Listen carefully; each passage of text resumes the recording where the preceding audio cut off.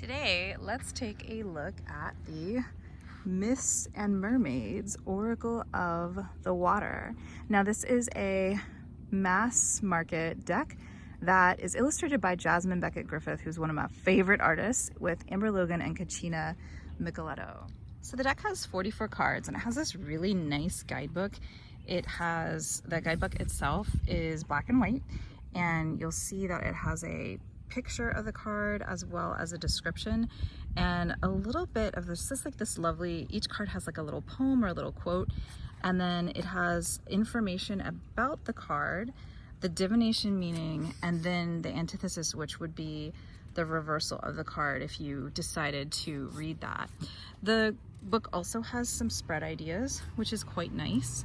And it also gives some information about how to read, which I actually really like that about this deck.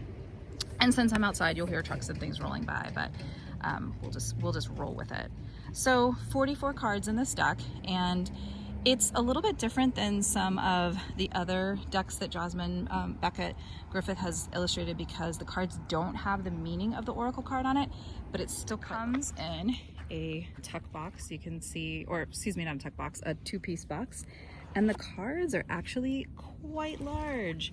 So you've got your standard kind of two-piece box there. The cards are really big. They're quite big. They are bigger than my hand, and they are the matte. They're lovely. I actually really like the size, and typical for a mass market deck, they don't have anything fancy. There's no fancy edges or anything, and all of the cards do have borders, so that's something to be aware of with this. They all have borders, and they're all different color borders as well.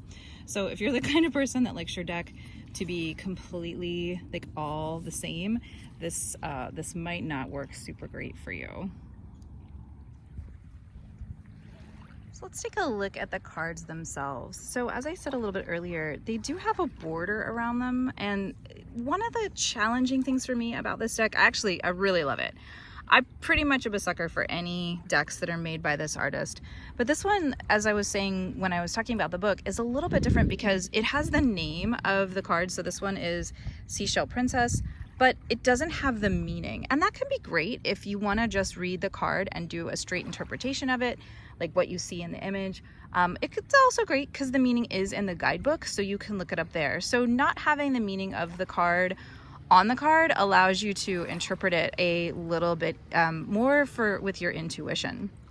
One of the things that's a little challenging for me with this deck is that the cards have all different types of borders on them. So we have the main border, but for instance, this artwork is framed in an oval, and then this one is just a full frame. And then here we have kind of a circle that's cut off. Here's another beautiful, oh, that's so pretty card. And so most of them are full frame like this, but there are some, oh, yep, here's a horizontal. So there are some kind of outliers in there. And if you like your cards to all be equal, that might be a challenge for you. But for me, the artwork and the meaning of these cards far outweighs the fact that some of them are a little bit like different shaped. Another thing too, and you can kind of see it with this one, is some of the artwork. Okay, so here's one that, I mean, you know, probably this was a smaller size, so this is the way they decided to deal with it. But some of the artwork looks a little bit different. So most of them are like these beautiful painting, but like if you look at this one and compare it to this, it's quite different. So if you're a fan of Jasmine's art, you probably won't care.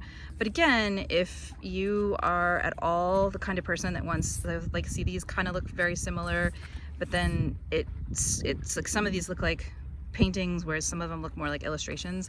So if you like your cards to have a uniformity, then that might kind of put you off a bit.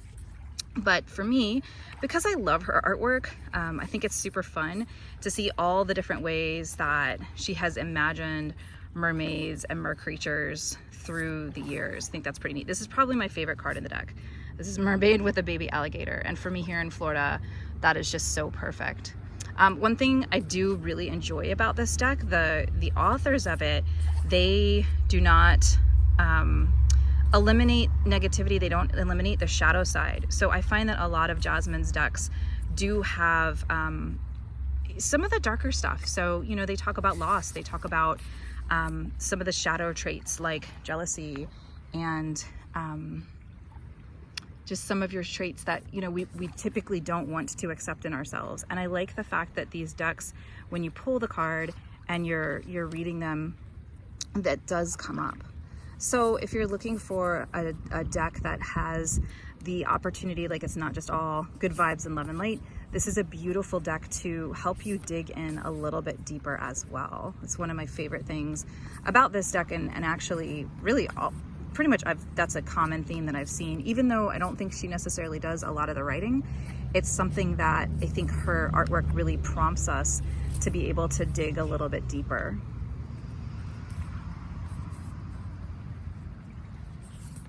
And here you can see that we've got some vertical, and then we've got horizontal, and so that, yep. But all themed after that sea creature, mermaid kind of vibe. So if you love the sea, this is a really unique deck. There's not a lot out there with mer people. And if you love the sea, if you love mermaids, this is a perfect deck for you.